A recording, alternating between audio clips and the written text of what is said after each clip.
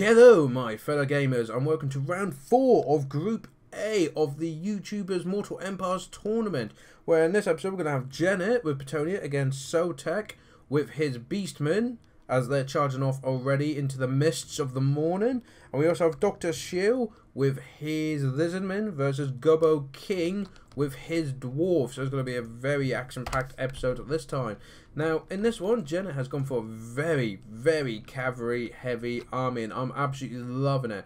So, Knights Errant, I believe that's 4 units of them. Yes, it is. And then we got some Knights of the Realm at the back, 1, 2, and 3. We also have a Fey Enchantress. Got some Pegasus Knights on this side, got some Pegasus Knights on that side, and also Royal Hippogriff Knights as well, which I don't get to see these often actually. So it's amazing to actually see them in action. I'm looking forward to that. Now the tricksy Beastmen by Loremaster of Sotek himself. As you can see, he's kind of got them all over the place. So let's have a look. He's got a unit of Gore Herds of Shields, got some best Gore Herds there. We got that trusty Cygorg again, which did him so well in the last game. Ungor Spearman Herd there and there. We also have some Minotaurs, a Gorbor, which are going to be just terrifying. We've got Malagor the Dark Omen, Ungor Raiders, 1 and 2 units there. What else have we got? Well, we've got Centaurs with great weapons, some Harpies, and some Chaos Warhounds with poison. Is that everything? Beastmen seem to get everywhere in this game. So, as you see, a 9-minute battle. I'm going to have to take a breather. Are we ready for this? Let's go.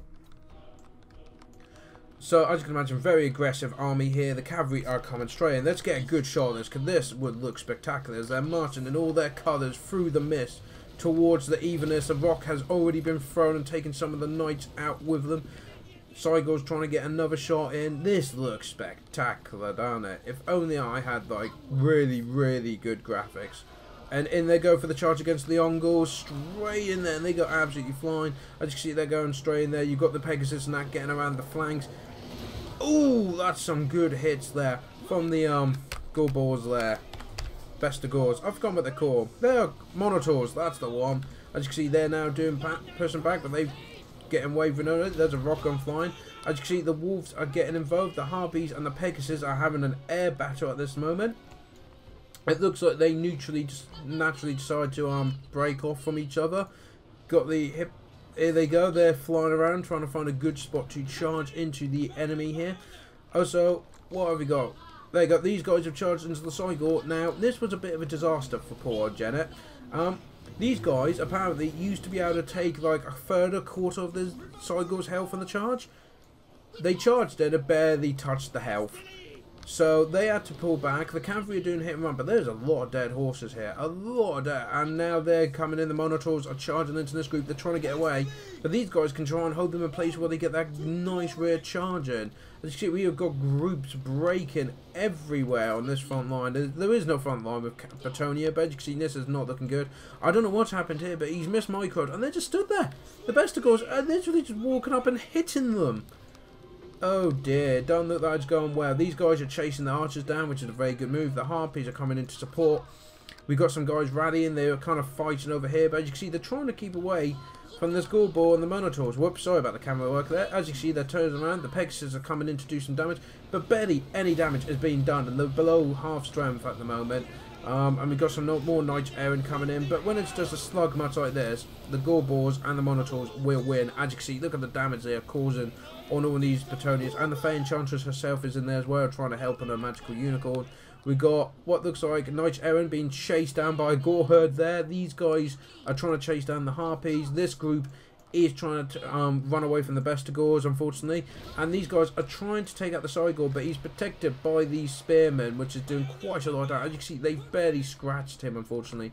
We've got some now Knights Errant and Knights of the Realm coming in, but you see, he's still got like the Centaurs of great weapons coming in, though they've been badly hurt.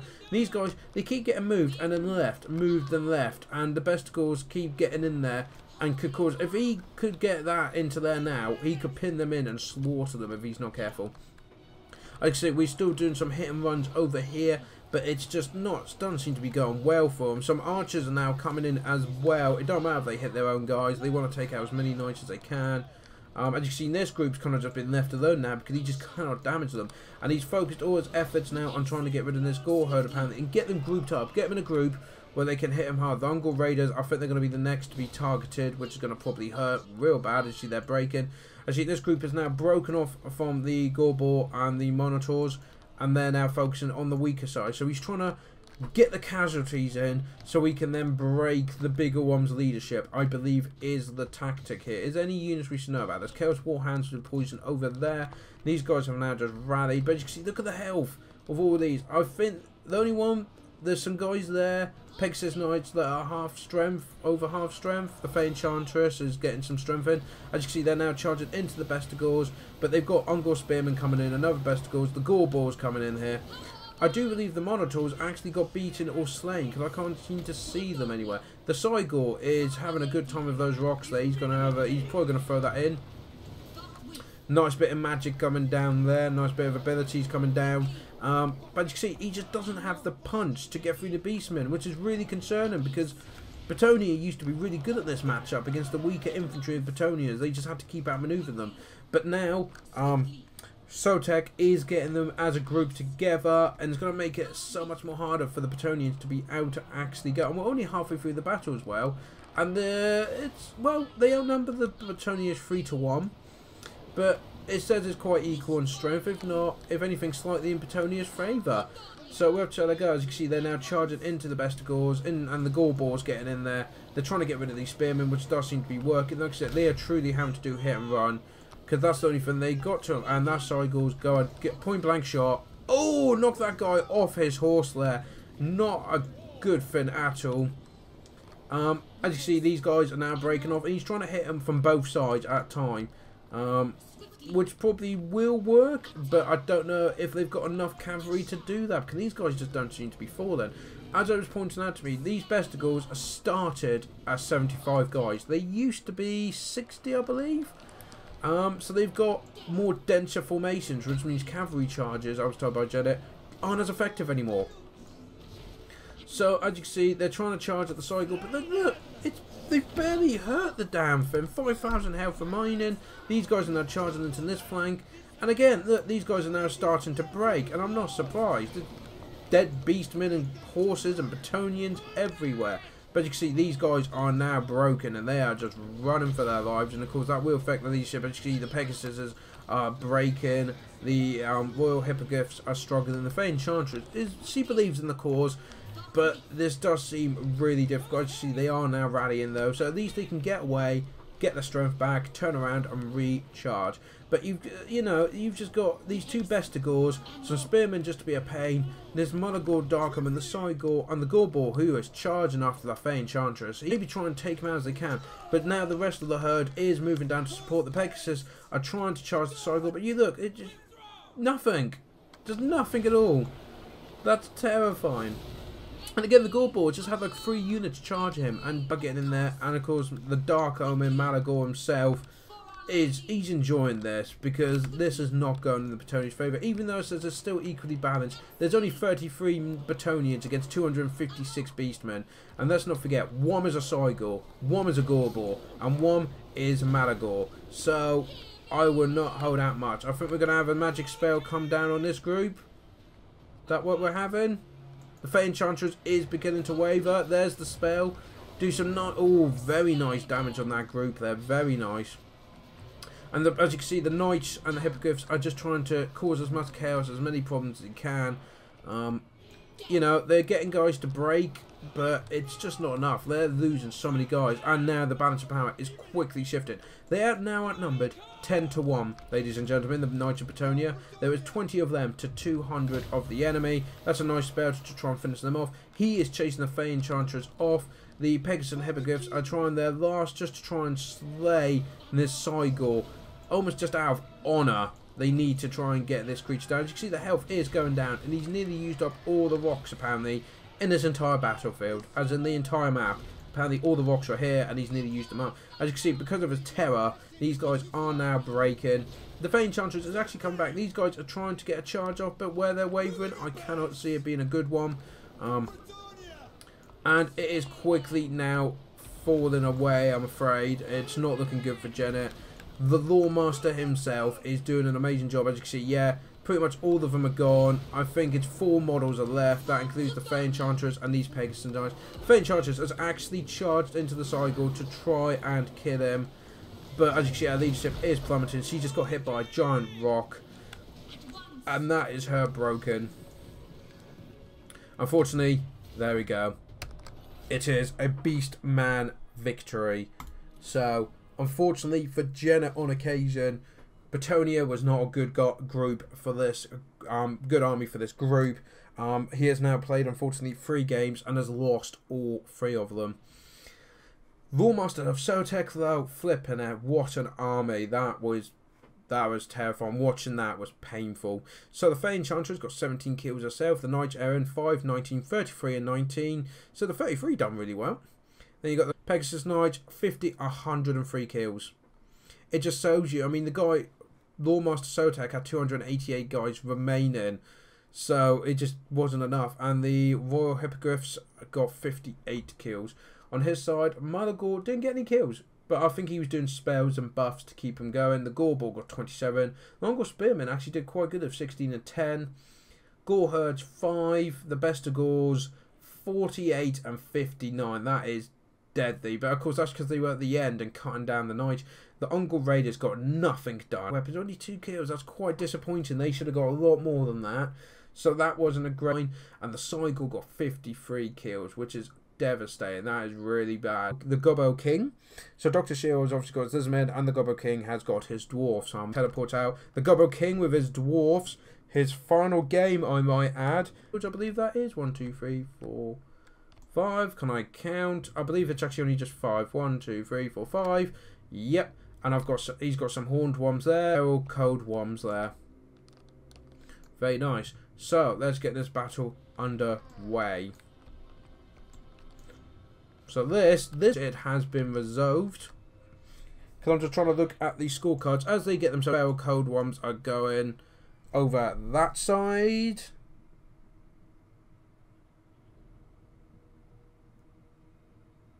True or not. So, very important battle for Dr. Shill. As you see, the Lizardmen are now streaming out of the forest. The line is now being made up here. And I love the way these guys stay with those 3 go in front. Get the charge in there.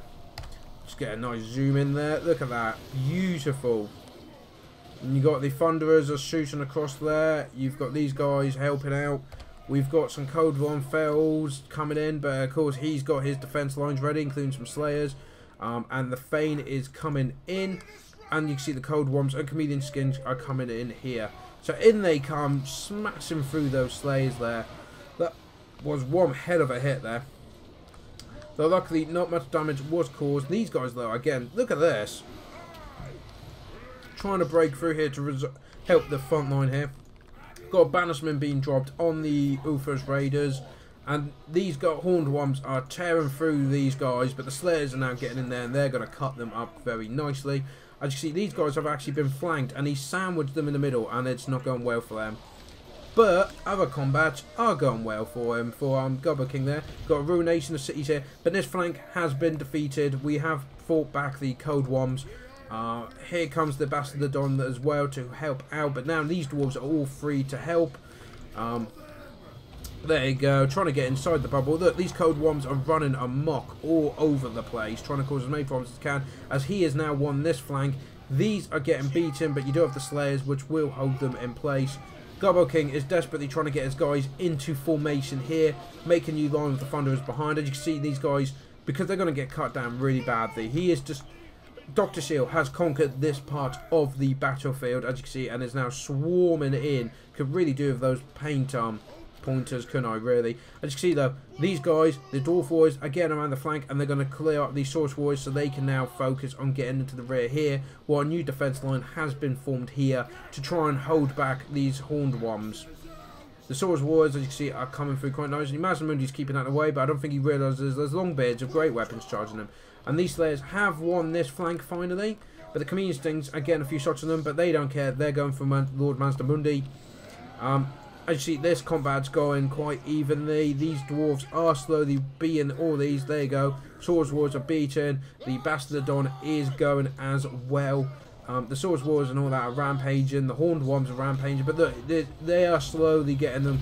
The Swords Wars are now coming in as the next wave against all of this. But Gobbo King is holding desperately in this formation as much as he possibly can, with guys hitting from every flank. But you see, these guys are now charging into there. Master Mundi will not have that, and he's charged straight into those Dwarf Warriors here. But the Slayers are coming in. The guys, Dwarf Longbeards of Great Weapons, are charging in. These Dwarves are rallied. They're rallied. They're completely ignoring the Chameleon Skinks. They just could not be bothered with it.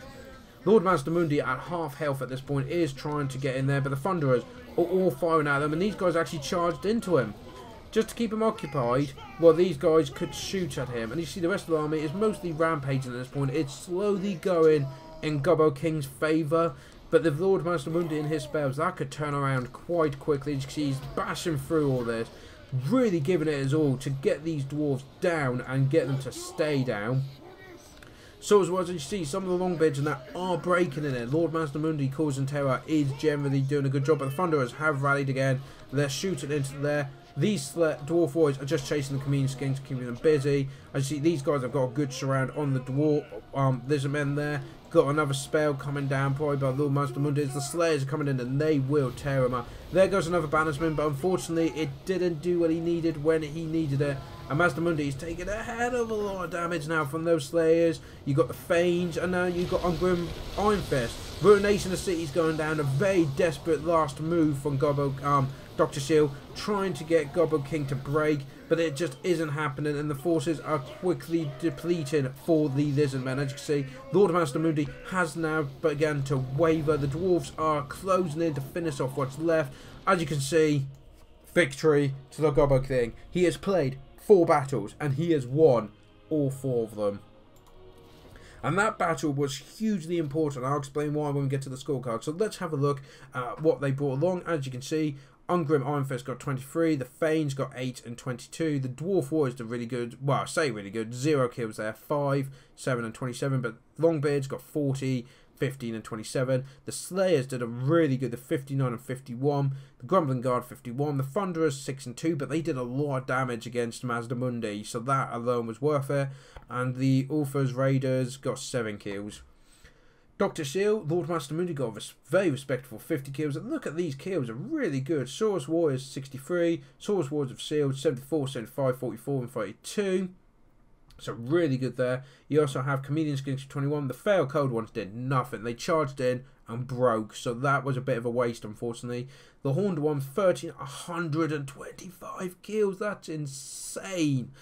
And as the Bastardodon got 15 as well. So based on kills, these guys did really, really good against the Dwarfs. As you can see, the Dwarfs outnumbered them quite a bit though, and that was the problem. Mass infantry just beat their infantry down to the ground, into the dirt, and unfortunately, so Dr. Shill is now out of the running for getting into the semi-finals, and the Gobbo King is clear as you can be. So let's go over to the scorecard now, and let me show you exactly what I mean by that battle was so important for the tournament. So, at the top, as you can see, the Gobbo King, 4 wins out of 4 plays, no losses, fantastic. But here is the key. I have played 3 games, I have won 2, and I've lost 1. Dr. Shill has played 3 games, has won 1, lost 2, and Sotek, tied with Dr. Shill, has played 3, won 1, lost 2, and poor Janet has played 3 and lost 3. So, Gobbo King's in, no questions asked. Janet is out, no questions asked. But why was it so important that Dr. Shill lost this battle? Because, my fellow gamers, you're going to love this, for those that are supporting me, even if I lose the next game, and Dr. Shill or Sotek, because the final game is Dr. Shill and Sotek, if either of them win, we would be drawn on points. We would have played 4, won 2, lost 2. But any ties are decided by the winner of that tie. And since I've already beaten Dr. Shill and Sotek, Shadow Online Gaming, ladies and gentlemen, my fellow gamers, we are into the knockout phase. We have passed the group. We are in 2nd place, and that cannot be taken away from us. Dr. Shill and Sotek, Loremaster Sotek, are playing in the next battle. and that will decide who goes third, who goes fourth. But as you can see, whichever one wins, I beat them too. So they cannot overtake me on the tables. So in the semi-finals, I can confirm, even just in round 4, it is the Gobbo King and Shadow Online Gaming is through to the semi-final. Dr. Shill and Sotek will be playing for honour between themselves, who will be in third place, who will be in fourth, because they are currently locked both at third. And Jen on occasion is just going to be playing for honour. He's got to play for any sort of dignity he can grasp. And I'm going to really rub this in now, just to wind Jenna on occasion up, because we are good buddies on here. But yes, he will be playing against me. Shadow Online Gaming will be playing against Jenna on occasion, and we get to see if Jenna on occasion can bring back some honour for Bretonnia and get one win on that board before the end of the group session.